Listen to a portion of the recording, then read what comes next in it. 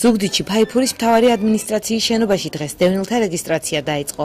აპლიკაციის შევსება საცხოვრებელი ფართის მიღებასთან დაკავშირებით ნებისმიერ დევნილს შეუძლია. განაცხადების მიღება 2 თვის განმავლობაში გაგრძელდება და წლის ბოლოსთვის 320 დევნილი ოჯახი საცხოვრებელი ფართით დაკმაყოფილდება.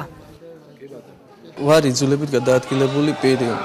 ამ დღეს დაიწყო ზუგდიდში აპლიკაციის შევსება და იმედი გვაქვს, რომ დაგვაყოფილებენ ფართით. 20 წელია რაც სხვადასხვა სახლებში ვართ და იმედი გვაქვს მთავრობის. მიმდინარეობს ზუგდიდის მასშტაბით უპრეცედენტო მშენებლობა დევნილთათვის საცხოვრებელი კორპუსების, სადაც წლის ბოლოს 320 ოჯახი დაკმაყოფილდება საცხოვრებელი ბინით.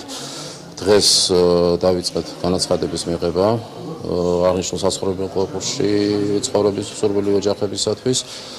განაცხადების მიღება გაგრძელდება 2 თვის განმავლობაში და ყველა მსურველს ექნება საშუალება თავისი სასახლეობელ დროს შეავსოს განაცხადი.